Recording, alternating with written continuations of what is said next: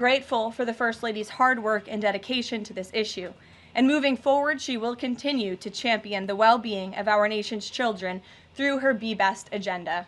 I know the President looks forward to signing that bill into law later this afternoon, and we will see you all there. In other news, the One Big Beautiful Bill passed the House Budget Committee last night, bringing it one step closer to final passage.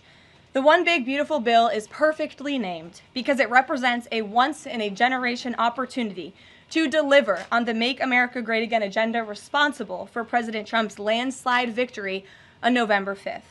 The America First policies in this bill are the reason why Republicans currently have the majority in Congress right now. Passing this bill is what voters sent Republicans to Washington to accomplish.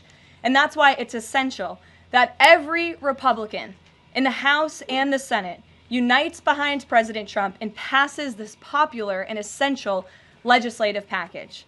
This bill will be the single most pro-small business, pro-family, and pro-American worker legislation ever. This bill will give Americans the largest tax cuts in our nation's history. When Republicans pass the bill, Americans will be keeping more of their hard-earned money and taking home much bigger paychecks. The One Big Beautiful Bill will deliver some of President Trump's central campaign promises. No tax on tips for our hardworking waiters, waitresses, and service workers. No tax on overtime for our law enforcement officers, our firefighters, and all those Americans who are putting in extra hours to make ends meet. And a large tax deduction on interest payments for Americans who purchase American-made cars. Despite desperate Democrat lies, the biggest beneficiary of this tax cut will be working-class Americans and their families. Americans earning between $30,000 and $80,000 per year will pay about 15% less in taxes after this legislation is passed. And according to a brand new paper from the White House Council of Economic Advisors, the average family with 2 children's take-home pay will be up to $13,000 higher because of the increase in wages and reductions in tax obligations. The CEA study also said that the average overtime worker receives a tax cut of roughly $2,000. Again, this is great news for our nurses, our police officers, and all those who work overtime to make ends meet across our country. Put simply, President Trump's One Big Beautiful Bill will be a boon for working-class America. This One Big Beautiful Bill is also pro-family. It will increase the child tax credit to $2,500 per child, establish optional savings account for newborn babies with a $1,000 credit added, and strengthen paid family leave. This bill also delivers historic tax relief to America's seniors by allowing middle and low-income Social Security recipients to deduct an additional $4,000 in payments from their taxable income. If Democrats get their way and the Trump tax cuts are not extended, Americans will face the largest tax hike in history to the tune of $4 trillion. Republicans must not side with Democrats in helping them raise taxes. The One Big Beautiful Bill also provides critical protections of Medicaid, which will strengthen and preserve the program for decades to come through common sense efforts to eliminate waste, fraud, and abuse. Medicaid will no longer be used to pay for barbaric gender mutilation procedures on minor children. And the 1.4 million illegal aliens who are currently improperly receiving Medicaid benefits will be kicked off the program to preserve it for hardworking American citizens who need it. President Trump and Republicans are protecting Medicaid benefits for pregnant women, children, disabled individuals, low-income seniors and families, and the most vulnerable Americans in our society. And that's what Democrats are so angry about. Basic Medicaid protections that will stop the funding of transgender insanity and illegal aliens from ripping off American taxpayers. As you all know, over his first 4 months in office, President Trump ended the previous administration's open border crisis and secured our homeland in record time, all using executive authority. Now Congress needs to act. The One Big Beautiful Bill is the most significant investment in our nation's border patrol and law enforcement agents in our nation's history.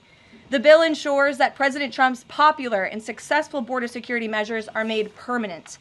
Republicans have the backs of Border Patrol and ICE agents who were put through hell over the past 4 years and have quickly worked to secure our southern border. And that's why this bill gives them more resources to do their jobs, including a $10,000 much-needed bonus to ICE agents and Border Patrol agents over the next 4 years. To provide those brave agents with desperately needed reinforcements on the ground, the bill allows for the hiring of thousands of new ICE personnel, customs officers, and Border Patrol agents.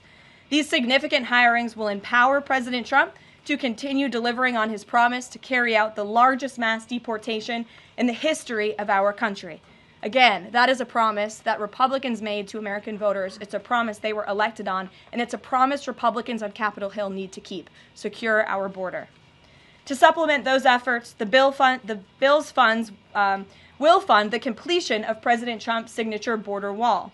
As a result, 701 miles of primary wall, 900 miles of river barriers, 629 miles of secondary barriers, and 141 miles of vehicle and pedestrian barriers will be constructed when this bill passes, along with cutting-edge technology to secure our homeland from dangerous illegal alien invaders. This bill also advances our national security and defense interests by ensuring the United States military has the necessary resources to remain the strongest and most lethal fighting force in the world. The bill will provide resources for the construction of President Trump's Golden Dome to safeguard Americans from potential attacks, give the Coast Guard resources to build more modernized ships, and the Air Force resources to acquire better planes. If all of those incredible things were not enough, the big, beautiful bill also finally modernizes air traffic control in America, a bipartisan issue. The bill will allow President Trump to deliver on his promise to overhaul and update our air traffic control systems to keep Americans flying as safe and efficiently as possible. The previous administration failed to act and do this themselves, despite repeated warnings from the GAO, which has resulted in unacceptable delays at major airports like Newark that the Trump administration is working hard to address. When the One Big Beautiful bill passes, we will replace the current antiquated system, the FAA will enhance safety in our skies, reduce delays, and power the future of air travel in the United States.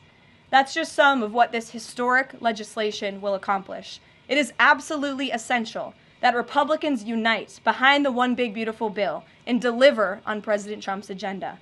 There is no time to waste. Americans gave Republicans a once-in-a-generation opportunity to course-correct our country over many wrongs over the past 4 years. And Americans are counting on Republicans to work as hard as President Trump is in this White House every day on Capitol Hill.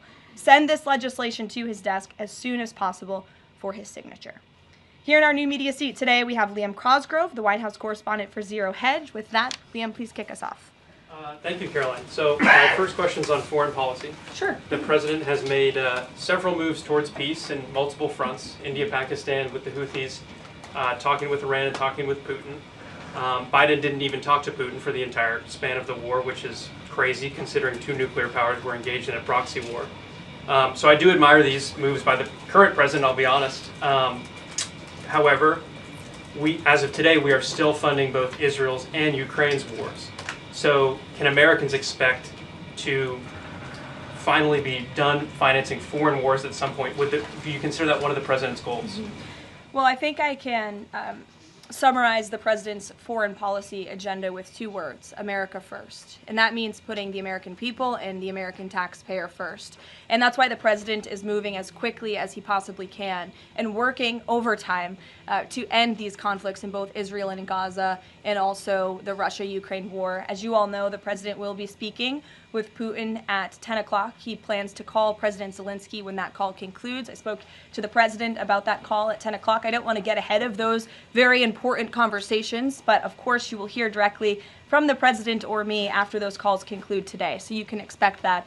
As for Israel and Gaza, the president continues to not only himself, but his national security team engage in talks on both sides of this conflict. The president made it very clear to Hamas that he wanted to see all hostages released. And last week, when we were flying out of town, there was great news on that front with the return of Eden Alexander, who is the last remaining hostage in Gaza. So to answer your question, the president is always thinking about the American people, the American taxpayer first. He wants these conflicts to end, not just to save money, but most importantly, to save lives.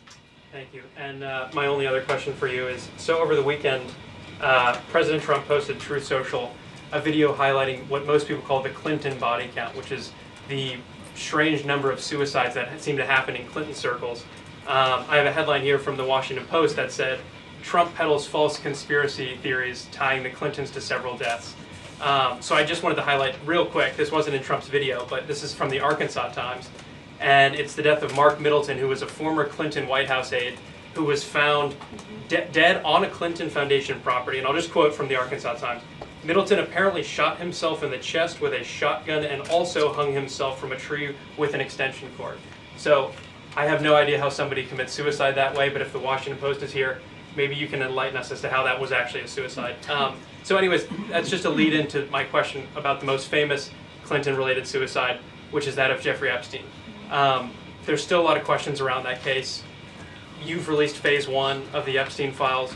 What was missing from that is any connection to his ties to intelligence agencies, and that's really the whole story, that not just trafficking young girls, but doing it on behalf of intelligence agencies, and even potentially as part of a blackmail ring with potential ties to the Israeli government. So for phase 2, when can we expect it? Will it have information pertaining to those aspects of the Epstein case? I know the Attorney General has committed to releasing those files. I would defer you to the Department of Justice on her timeline, but when she has made a promise in the past, she has kept it, and I'm certain that she will in this case as well.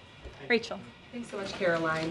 The president set a 2-week deadline for Ukraine and Russia to negotiate a deal. That time is now up. Does the president intend to set a new deadline on this call with President Putin? And how much longer is he willing to give these talks? Yeah, I don't want to get ahead of the specifics of the conversation the president will be having with President Putin in less than an hour this morning. But he has made clear throughout the entirety of this conflict, since he inherited it from Joe Biden. Don't forget, this is a war that began because of the previous administration's incompetence and weakness, and President Trump is working very hard to fix it. He has made it clear to both sides that he wants to see a peaceful resolution and a ceasefire as soon as possible. But as for specifics on a timeline, I won't get ahead of the president. And just on the goals for this call in particular, is the goal to get Putin to agree to a ceasefire? Is the goal to lead to some sort of in-person negotiations with Putin and the president? Well, I think, again, we'll see how the call goes, and the president has made it clear his goal is to see a ceasefire and to see this conflict come to an end. And he's grown weary and frustrated with both sides of the conflict. The president and his team have put an enormous amount of effort in solving this very complicated war that, again, began because of the last administration's weakness. Does Steve? he still want to meet Putin personally? I think the president would certainly be open to that, but let's see how this call goes today. What's the status of the secondary sanctions package? The president's been talking about that. You haven't imposed them yet, but is that still on the table? I think everything's on the table, yes, and again, I won't get ahead of the president in any commitments or decisions, but certainly it's something he's been looking at and discussing. Elaine. Hi, Ken. I'm going to ask you about the House budget bill. So does the president agree with Republicans behind this bill that Medicaid work requirements should be implemented as soon as 2026? So the president wants to preserve and protect Medicaid for Americans who this program was intended for, the most vulnerable in our society: pregnant women, low-income families, seniors, those who truly need these benefits. And it should be going to people who physically cannot work. We want to see able-bodied Americans at least working 20 hours per week, whether that's part-time or full-time, whether that's even looking for work or volunteering for 20 hours a week if they are receiving Medicaid. These are common sense provisions. These are common sense changes that were actually introduced by former Democrat President Clinton. They've been supported by every Democrat president since, including the previous president, Joe Biden. But again, these are common sense reforms to ensure that those that this program was intended for receive those benefits. And then just a quick follow-up. Is the president okay with this bill adding to the deficit? This bill does not add to the deficit. In fact, according to the Council of Economic Advisors, this bill will save $1.6 trillion. And the president absolutely understands and hears the concerns of fiscal conservatives and of Americans who want to get our fiscal house in order. That's what the intention of this bill is. There's $1.6 trillion worth of savings in this bill. That's the largest savings for any legislation that has ever passed Capitol Hill in our nation's history. The next bill that even comes close was $800 billion. That's less than half of the savings that we see in the One Big Beautiful Bill. And so the goal of this bill bill is to produce economic growth, to cut taxes, and to get our fiscal house in order. And this is the right step in the right direction towards doing that. Thanks. Edward. Yes, thanks, And Kevin. then I'll go to you. Thanks, You're Kevin. welcome. I want to get the president's reaction to Moody's downgrading the credit rating of the United States. Sure. Well, look, the president talked about this over the weekend. The Secretary of Treasury also talked about it. When you look at the world has confidence in the United States of America and our economy once again. The president just last week secured trillions of dollars in investments from countries in the Middle East. We have seen trillions of dollars of investments flowing into our economy since the president took office. That is because America or people around the world have confidence in the United States of America. And if you also just look at the raw economic data that we're seeing, last week when we were out of town, inflation dropped once again. Oil prices are dropping, gas prices are dropping. The president has added nearly 500,000 jobs to the American economy already. So there's a lot of optimism in this economy, and the president disagrees with that assessment. And I want to ask you one more thing, if I could. On your Middle East trip, the United Arab Emirates is getting some of the most advanced AI chips, and there's agreements there. The UAE is the newest member of BRICS. Is there a concern from the president that those chips and the technology will pass through to China, India, Russia, and Iran?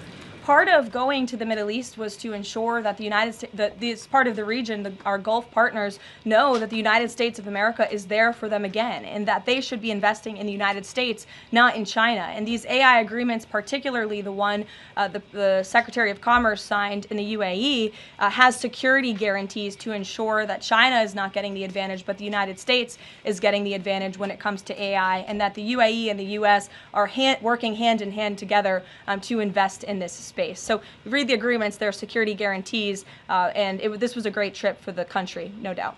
Go ahead. Thanks, Caroline. Prime Minister Netanyahu of Israel has said today that Israel will take control of all of Gaza. Is that a goal that President Trump is comfortable with, or that he supports?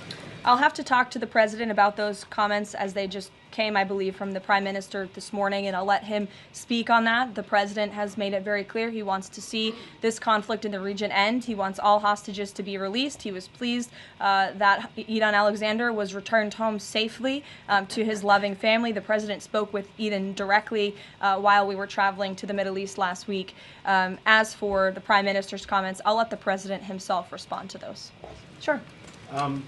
Two questions. One, how involved does the president intend to be directly in talking to House members about the bill over the next couple of weeks or the next week? Sure. Well, over the weekend, the president was in direct conversation and communication with the Speaker of the House. He's been very involved. He always is. He's willing to pick up the phone when he is asked to. So he'll continue to be very engaged in this process with both House members and his friends on the Senate side as well. And on former President Biden's cancer diagnosis, the president put out a very nice message on Truth Social. Has he talked to President Biden directly? Does he intend to call? What does he intend to say directly? Not to my knowledge. I don't believe they have spoken, but I'm sure the president would be open to doing that. I spoke to him last night about the former president's cancer diagnosis, and the statement that he put out was the initial reaction he had with me on the phone as well. Peter. Follow up on former President Biden. White House doctors may have missed the early stages of his prostate cancer. So, is President Trump worried about the quality of care that presidents get here? Not as far as President Trump is concerned. The White House physician we have here is phenomenal, and the team of physicians that take care of the president, particularly at Walter Reed Medical Center, are great. The president had his physical recently, as you know. He had perfect results. He's in very good shape. I think those of you who traveled to the Middle East with us last week can attest to the president's endurance. And by the way, I will add, we returned home from a very long and tiring trip last week. And on Saturday, where was the president? In the Oval Office working all day. He doesn't stop, he doesn't quit, he's in great health, and he trusts his physicians. Two more things. Putin ghosted everybody at these peace talks last week. As President Trump phones him today to try to figure out an end to the Ukraine war, does he think that Putin is the good guy or the bad guy? I'll let the president speak on that conversation later. He's made his feelings about both sides of this war quite clear throughout it. He wants to see it end. And Annie, the last one, what does President Trump mean when he says that Taylor Swift is no longer hot.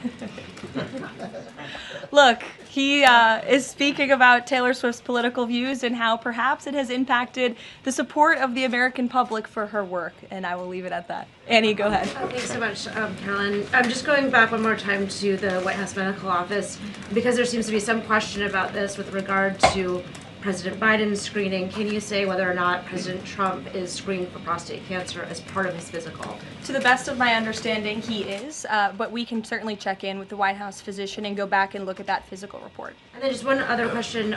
Recently, Stephen Miller at the White House made some comments about considering suspending habeas corpus. And I'm curious if there's any update on how the White House is exploring that option to enact the president's agenda. I don't have any update at this time, but I can check in with our Deputy Chief of Staff. Mary Margaret, go ahead. Thanks, Caroline. Given the ongoing revelations about the former president's mental acuity and how staff and media covered that up, especially with the release of this book, 2 days, I think, is there any interest in further scrutiny of Kevin O'Connor, the former president's physician? I'll let the president speak on that. I spoke to the president again about the former president's health diagnosis last night, and he wanted to extend his warmest wishes to the former president and his family. But as for any further action, I'll let the president speak on that first. Michelle. Vice President Vance's meeting with Zelensky. Can you share any more information on that? My understanding was it was a good meeting, a productive meeting, and we're grateful that the Vice President did it and that he also went to the Pope's first Mass in Rome. I also have an update on that. The Vice President passed along a letter to the Pope from the President and from the First Lady extending their warm wishes and inviting them to the White House as soon as they possibly can come. Michelle. On Iran, Steve Witkoff said yesterday that continued enrichment is a red line for the U.S. The Iranian foreign minister says that's going to continue no matter what. How committed is the U.S. to that red line, and what's the next step for the next round of talks? We are 100% committed to that red line. The President, Special Envoy Witkoff, Secretary Rubio have made that incredibly clear, not just to the American public, but also in those discussions that Special Envoy Witkoff has had directly with the Iranians. And the next round of talks? I don't have an update for you, but we can get one. To the back row. Go ahead. Thank you, Caroline. South Africa's president says he's going to come to the White House to meet with President Trump on Wednesday. What are the president's expectations for that trip? And South Africa's president recently said he believes the folks that have been resettled here recently are cowards running away from problems in South Africa. Does the White House have a response to that? So I did see the South African president put out that statement. I want to confirm on our end with our Secretary of State and National Security Advisor, and we'll get back to you on that. Monica. Thanks, Caroline. You mentioned the President and the First Lady are signing the historic Take It Down Act this afternoon. I'm curious to know, what are some of the repercussions or consequences for these online platforms or perpetrators that won't comply with the act? Well, what this bill does, it takes the initial step to ensure that prosecutors are able to take down, that's why it's called the Take It Down Act, platforms that are allowing this sexually explicit content on their platform. So it gives them more leeway to go after them as they see fit. But as for specific repercussions, I would defer you to the Department of Justice of how they plan to implement this bill once it is signed later today. Brian. Yes, thank you. You said in your opening statement you talked about this MAGA baby savings account. Exactly how would that work? Who would be eligible for it? I'm assuming women would be eligible for that. Yes, so one of the provisions in the One Big Beautiful Bill, as I said, this is a very pro-family piece of legislation. Not only does it increase the child tax credit, but it also includes MAGA baby savings accounts for children that are born before January 1st, 2024, under 8 years old, U.S. citizens, and have at least one parent with a valid Social Security number. And when this tax provision becomes law, the child, if the parents seek to do this, will be set up with a savings account. Essentially, it's a 401k for a newborn baby. And child's relatives, their parents, can contribute up to $5,000 per year of after-tax dollars annually to that account. And then later in the baby's life, at age 25, savings account holders can withdraw up to the full balance of the account. Upon reaching 30, the account holders can access the full balance of the account for any purpose desired. So it's a great initiative for new parents, new mothers who want to set up this savings account for their children. Ouija. Thank you, Caroline. President Trump and his top economic aides have repeatedly said that Americans will not pay the cost of tariffs. In fact, last week Lutnick said people have to drop the, quote, silly arguments that consumers would pay the cost. But over the weekend, as you know, the president posted that Walmart should eat the tariffs and not charge the value customer anything. I'll be watching, and so will your customers. So does he acknowledge that if companies don't absorb the full cost, Americans will have to pay? Well, first of all, the CEO of Walmart made those comments about the tariffs on an earnings call where CEOs, I believe, are legally obligated to give the most dire warnings and forecasts to their investors and stakeholders. The reality is, as the president has always maintained, Chinese producers will be absorbing the cost of these tariffs. And that is why China was so quick to hustle to the negotiating table with the United States of America. They need our markets, they need our consumers, and I would again point you to the inflation report that came out last week showing that inflation is declining in large part because energy prices are dropping across the board in this country because of the president's robust energy agenda that he has taken since January 20th. So the president is committed to ensuring that prices remain low for American consumers, and he maintains the position that foreign countries will absorb these tariffs. What does he mean by "I'll be watching" to Walmart? He'll be watching, seeing what they're doing. Jennifer. On the gift plane from Qatar, 3 things. Is there a timeline for the U.S. receiving that plane? Do you know how long it will take to retrofit the plane to presidential standards? And thirdly, has the intelligence community, security folks, have they weighed in on whether that plane can actually be secured to presidential standards?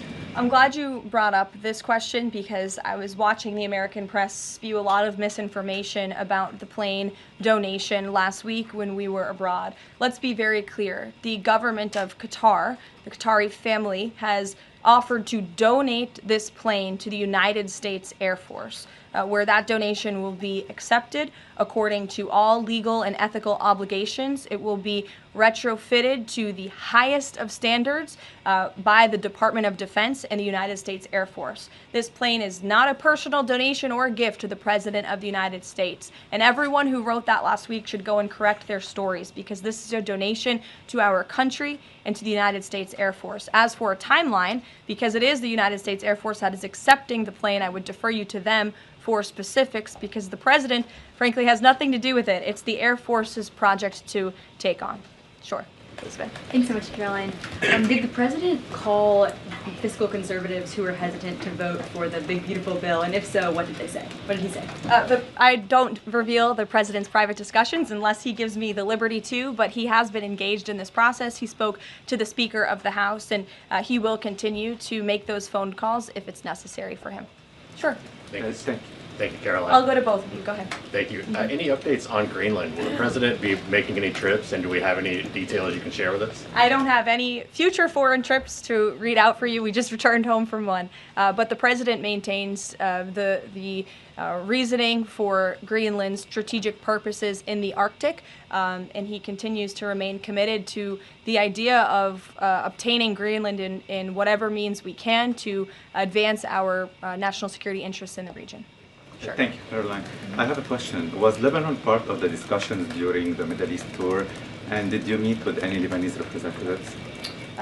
To my knowledge, the president did not meet with any representatives from Lebanon, although he did talk about the election that they recently had there and how he hopes that Lebanon can come to a more peaceful place in their country and that we drive out Hezbollah, Iranian-backed Hezbollah proxies in Lebanon to ensure peace and prosperity in that country and also for the greater Middle Eastern region. And I would just add to that before I wrap up, because the president's call will begin in a few minutes.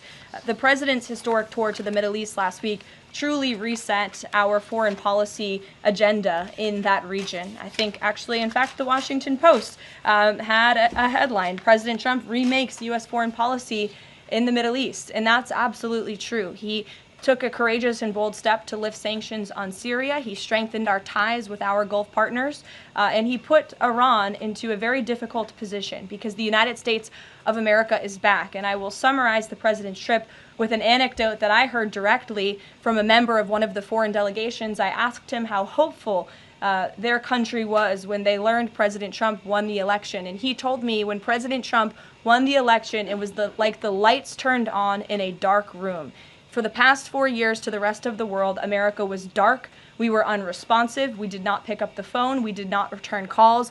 All of that has changed under the leadership of this president, and I think the world saw that last week with this historic and wildly successful trip, and the work continues. The president will be speaking to President Putin at 10 a.m., and we'll have a readout for you after that call, and we'll see you in the Rose Garden at 3 o'clock. Thanks, guys. Thanks, Caroline.